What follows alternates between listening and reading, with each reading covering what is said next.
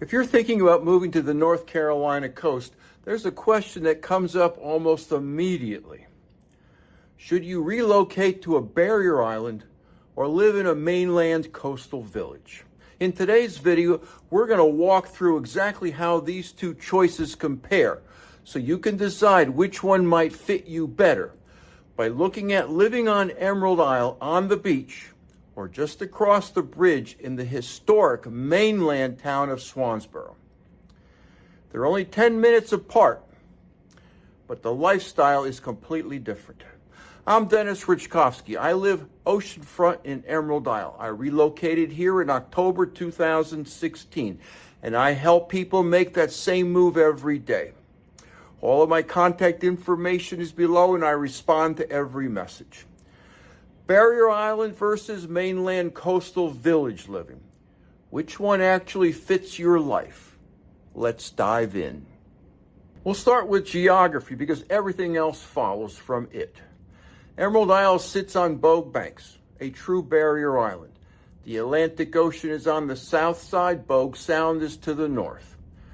The town runs about 12 miles roughly from east to west, and depending on where you are, ranges from a few blocks wide to roughly a mile across. You cross a bridge to get here, you cross a bridge to leave. Swansboro sits on the mainland at the western end of that bridge, where the White Oak River meets the intracoastal waterway. Historically, that makes it a working coastal port. Today, it's known for its small historic downtown, waterfront restaurants, and boating culture. It has the character of a traditional small town because it is one.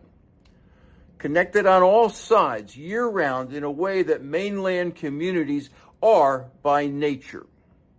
So the difference is established immediately. Emerald Isle sits on a barrier island. Swansboro is a mainland coastal village. Those aren't just geographical labels. They define the rhythm of daily life. I cross that bridge every time I leave the island, and I've never stopped noticing what that crossing means. When you come back over it, something shifts. That shift is either something you're looking for or it isn't. Turning to lifestyle, Emerald Isle is organized around the beach. That sounds obvious, but I mean it structurally. People walk, bike, fish, surf, and paddle. You'll see families on Ocean Drive, people launching paddle boards into the Sound, and fishermen working the Bogue Inlet Pier. The outdoor life isn't an amenity here, it's the point. The commercial footprint is quite modest. There's 2 grocery stores, a handful of restaurants, an Ace hardware store, souvenir shops, and My Flip Flops donut shop. What you get in exchange for all that is a smaller footprint makes the town more residential in quality, giving Emerald Isle a life that is, quite honestly, very difficult to replicate. Swansboro has a different center of gravity. The historic downtown is genuinely walkable. Waterfront dining, local shops, marinas, live music in the park. It has more of the activity and community texture that a traditional small town produces year-round. Festival, events, a functioning local economy that isn't dependent on summer tourist volume to stay open. The town has big box stores like Walmart, medical facilities, car lots, franchise food places like Mickey D's, and so forth. To clarify those differences, here's the test I give my customers and clients. Remove July from the equation. July is easy. July is beautiful everywhere on this coast. The real question is February. On a Tuesday morning in February, Emerald Isle is quiet. Wind off the ocean, maybe a few people on the bike path, restaurants operating on reduced hours. Some people find that deeply restorative.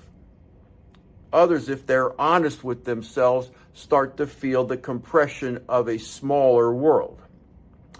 Swansboro on that same Tuesday has more movement, more open businesses, more of the daily activity that some people need nearby.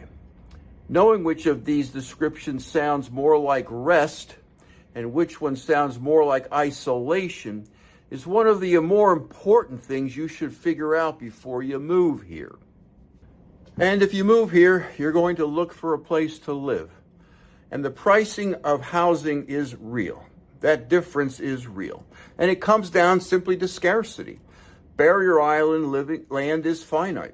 There are only so many oceanfront properties in Emerald Isle, only so many second row lots, only so many homes positioned between the ocean and the sound.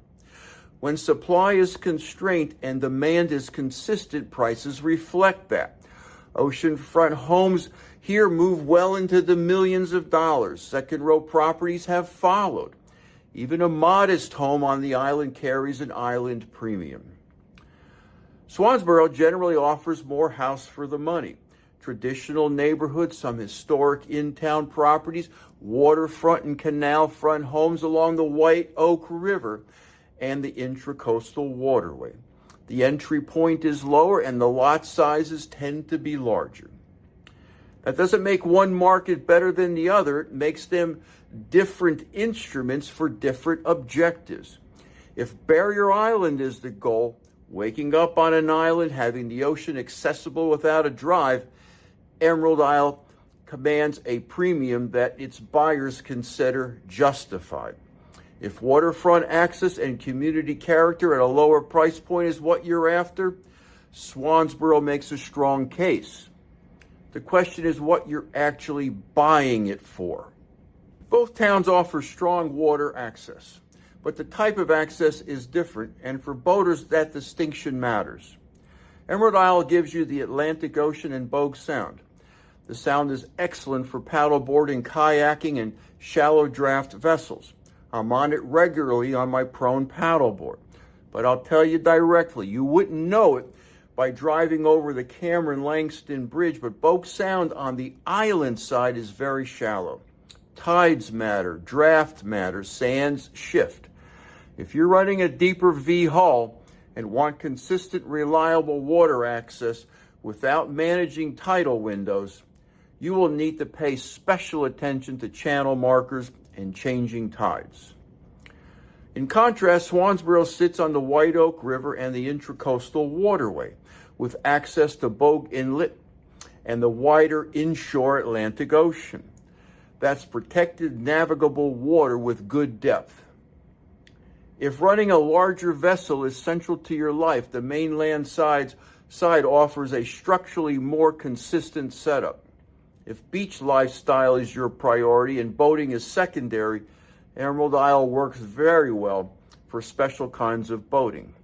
If deep water access is non-negotiable, the mainland gives you more options. Know which situation applies to you before decisions get made. I specialize in helping people move to Emerald Isle, particularly when they have little time, few vacation days, and they seek clarity before they travel. I know what questions you are asking because I answered them myself before loading the moving van nearly 10 years ago. That's why I created a guide to help you, give you a clear breakdown of how year-round life actually functions here, including insurance, housing, and cost realities. Just text the word guide to 919-308-2292 and I'll send it to you. Now let's keep going. One of the biggest differences between these two towns shows up outside the summer season. Emerald Isle is still active in the winter, but it definitely becomes quieter. Tourists leave, vacation home gets boarded up, and the island returns to a slower rhythm. Swansboro, because it's a mainland town, feels more consistently active year-round. Schools are there. Local businesses serve residents rather than vacationers. And many people who work on the island actually live in Swansboro. And now for my Denis Fit Test. Emerald Isle is probably the right fit if the Barrier Island separation is something you seek, not something you're willing to tolerate.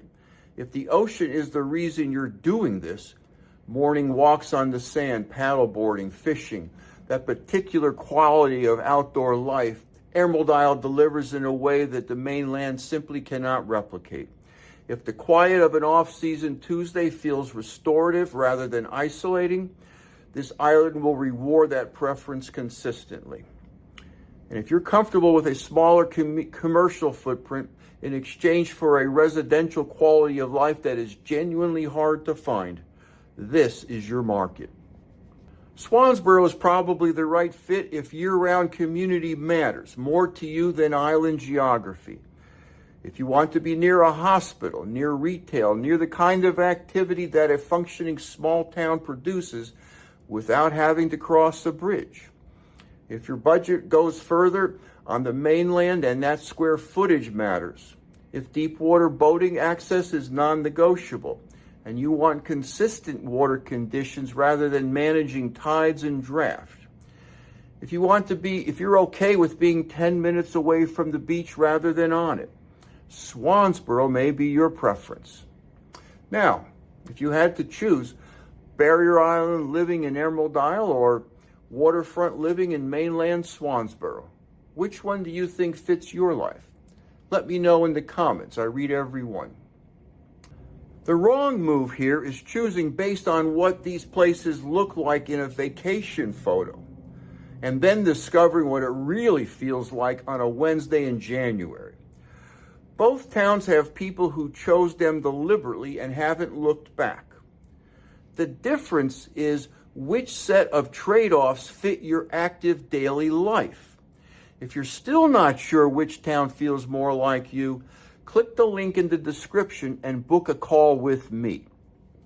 If you found this helpful and you're thinking about buying or living anywhere along the North Carolina coast, I have a free resource for you.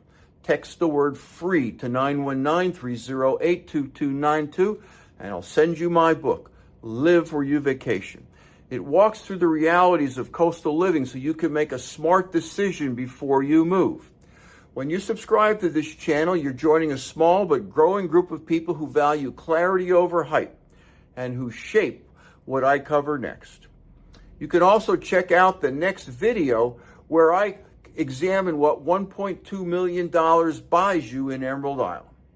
I'll see you there.